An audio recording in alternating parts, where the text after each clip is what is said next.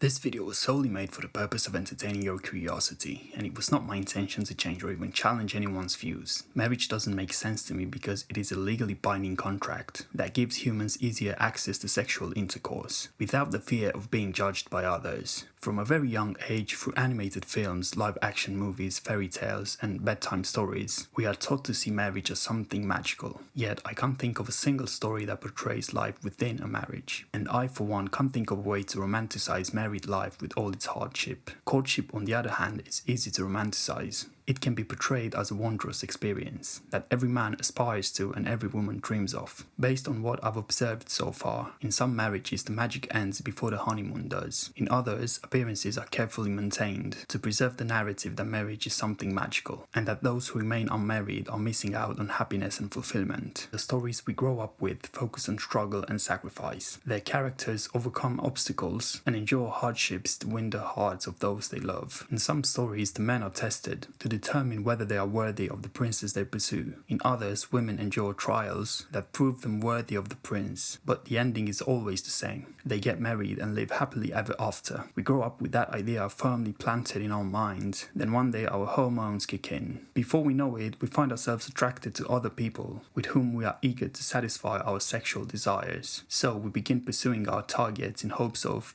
mating. Soon enough, adulthood reveals itself to be comprised of only two things: meeting our basic needs and improving our appearance and status for the purpose of mating. In general, men are the pursuers, and they employ every tactic available to persuade women whom they find attractive to become their partners. Often those tactics involve pretending to be someone they're not, because the one tactic that never seems to work is complete honesty from the outset. Men can't afford to reveal their true intentions immediately. If they did, they would be rejected in the blink of an eye. So a world of fantasy is created. In that fantasy, men are humble servants, tending to the needs of the women they desire, and women are goddesses seated upon lofty thrones, at the center of that fantasy world demanding worship. Since living together outside marriage is often frowned upon by society, many couples agree to get married. The worship gains momentum and eventually reaches its climax. In most relationships, that climax comes when the man gets down on one knee and asks the woman for her hand in marriage. From that moment until the wedding day, very little changes. The only noticeable difference is that the woman steps down from her throne and becomes a mortal once again so she can help organize the wedding. After all, gods can't be bothered with work. When the wedding day finally arrives, we are once again reminded of the human mind's remarkable capacity for self-delusion. In theory, the couple's extended families gather to celebrate the union of two people and the beginning of the happiest chapter of their lives. In reality, though, a collection of people connected through blood ties and circumstance gathers to witness the voluntary imprisonment of two individuals under the false pretense of love, and all of it is accomplished through a contract and a pair of rings, which should raise an important question. Why should a piece of metal and some ink on paper serve as proof of something as immaterial as love? Once the contract is signed, it's all downhill from there. As the days pass, reality begins to creep in. Struggles find their way into the lives of the newlyweds. And because hardship tends to bring out the worst in people, each partner eventually catches a glimpse of what lies behind the other's mask. The feeling of having been deceived begins to set in. At that point, they are faced with three choices. 1. Remain silent and hope it's just a phase. 2. Confront their partner and express how they feel. Or 3. Leave the relationship altogether without discussion. For those choosing the first option, nothing really changes. They continue tolerating behavior they otherwise wouldn't, simply for the sake of preserving the marriage. The second option often escalates conflict, eventually leading back to option 1 or forward to option 3, and option 3 usually ends in divorce, and that's when the real fun begins. Because once the dissolution of marriage begins, people are pulled from their routines and their lives are turned upside down, and that's a reason some choose to stay. Another reason is the belief that marriage is sacred, and people with this belief do everything they can to reignite the flame. They try to recreate the feelings of the honeymoon phase, and if that doesn't work, they turn to couples counseling. They cling to every remaining piece of the marriage, while enduring considerable misery in the process. Most people marry for love, at least that's what we're told. But aside from love, I can't think of anything else for which people willingly sign a contract and then refuse to leave once the arrangement no longer provides the value it promised. So marriage doesn't make sense to me, because it is just another construct fabricated by the human mind, designed to give people a sense of purpose, something to fight for, and something to distract them from the insignificance of life.